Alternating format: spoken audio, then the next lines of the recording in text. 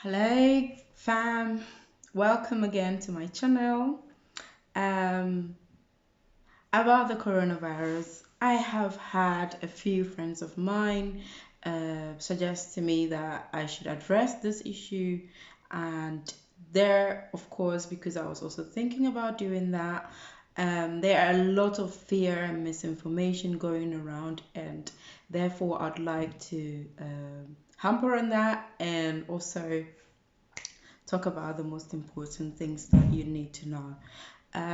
In this video, I'm going to talk about how contagious the COVID-19 disease is, the statistics about it, a few of the statistics, which will definitely not going to be overburdening. I'm going to talk about the symptoms of it, and of course, what you really want to know: how do you stay safe from this novel coronavirus disease? First of all, about a month ago, there has been a lot of misinformation, and people are talking about it as if it was nothing, and people are comparing it to the normal influenza virus, which causes colds. And people were saying it was nothing to worry about. And of course, at this moment, we have realized since the increase in the disease in areas in Europe, especially in Italy, people are becoming more and more serious about it. So it started from reluctance to now, OMG, this is serious case. So people are now getting worried, of course. People are getting panicked and doing all sorts of things, misleading people with a lot of misinformation. I would like to make this video, therefore, to, you know, hopefully give you some information that is needed in this time of uncertainty.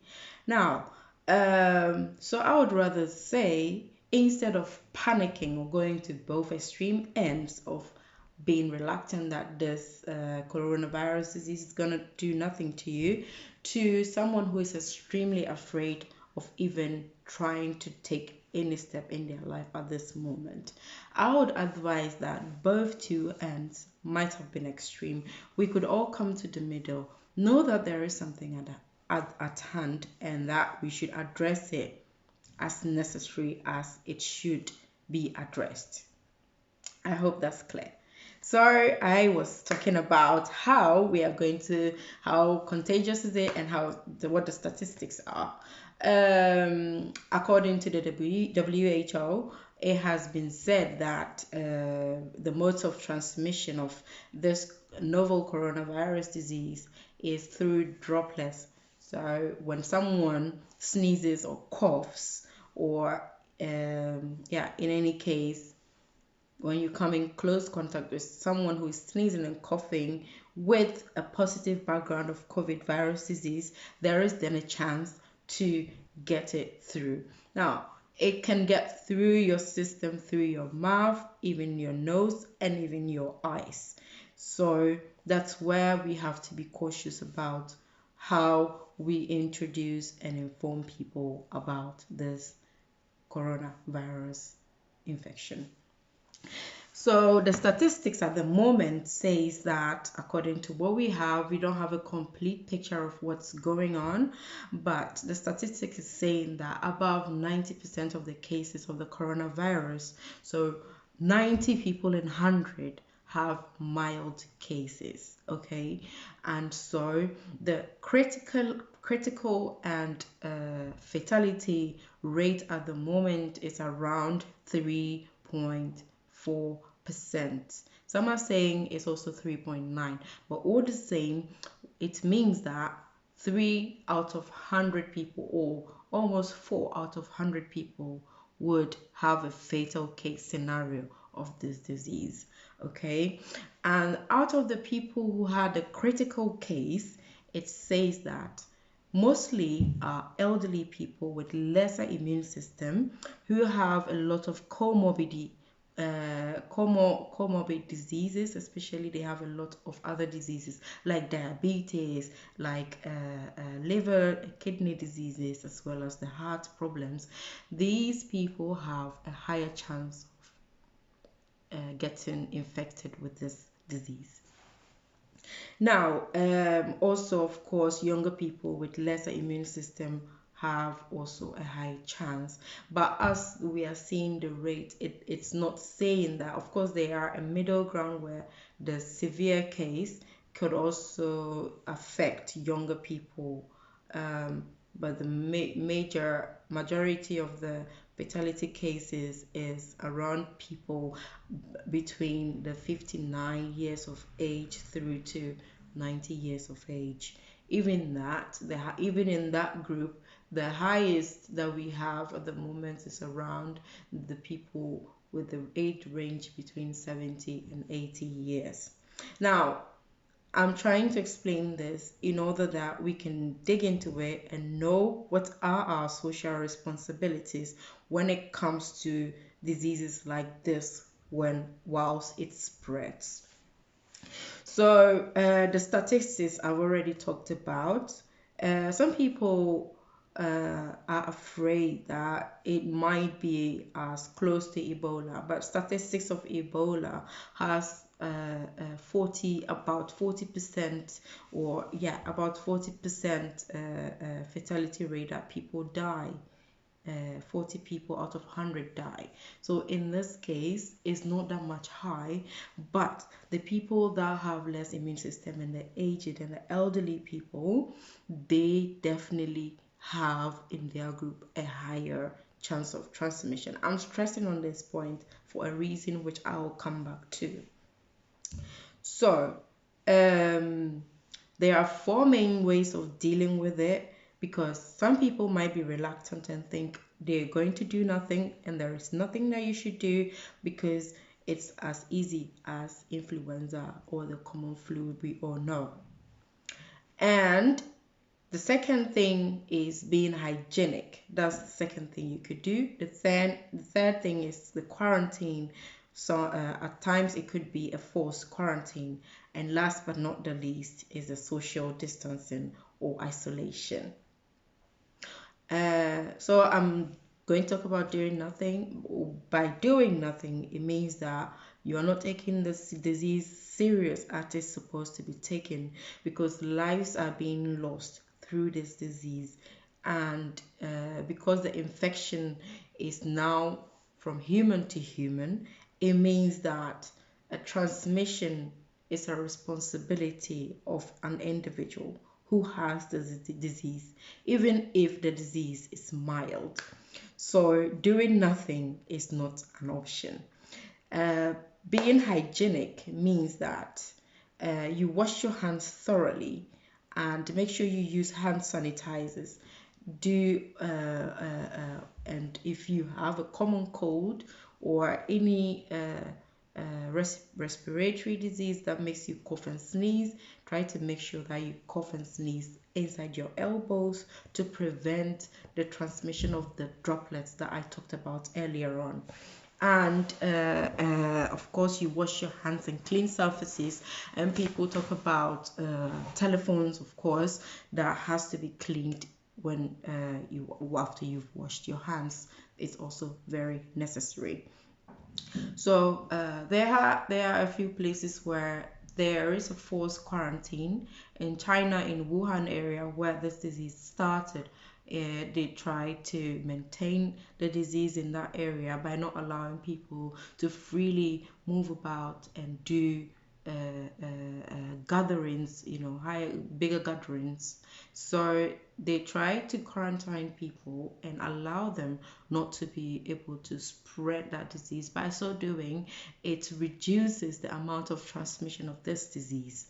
And in Italy, it has been done now. So people are losing their lives, okay? So it's very important to know that you have to be alert, but do not panic. Make sure you protect yourself by being hygienic and therefore protecting others as said. Now, the last but not the least is social distancing and social isolation. at the moment, because the transmission of this disease is very virulent. When I say virulent, it means that this virus is able to transmit itself easily from one person to the other. So because of that, by stopping people from moving to going into social gatherings, bigger gatherings, it prevents the spread or the speedy spread of this infection.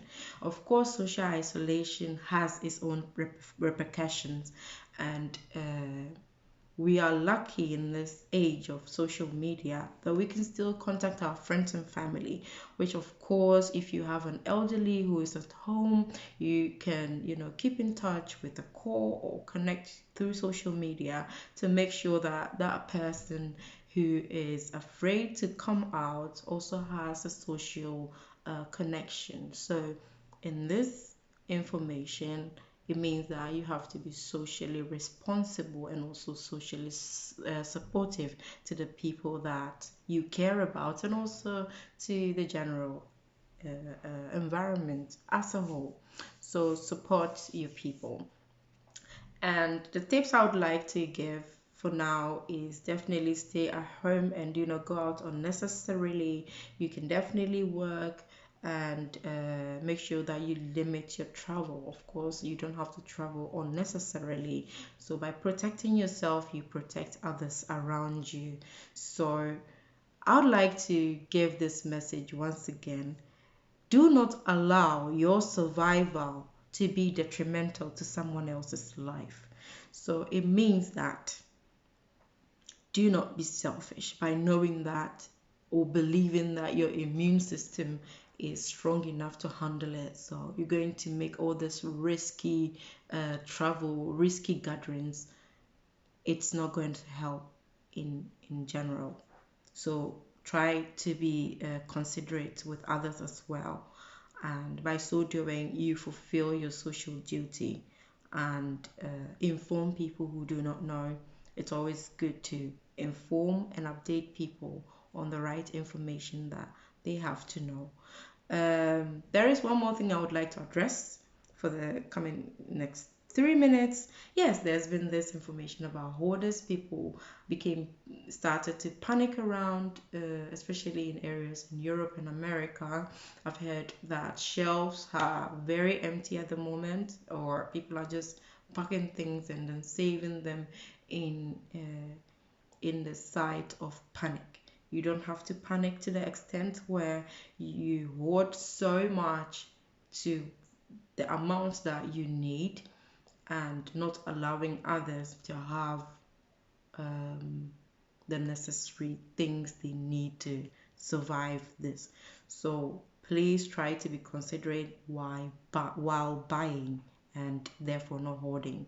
So there's hand sanitizers, the masks, and the gloves are totally gone in areas that we know of course, but make sure that you keep yourself safe and you save others by keeping yourself safe.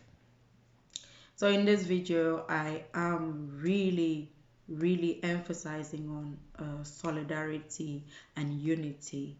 It is our social responsibility, and it is the fight that we take together. Protect yourself, protect the elderly, and protect the weak.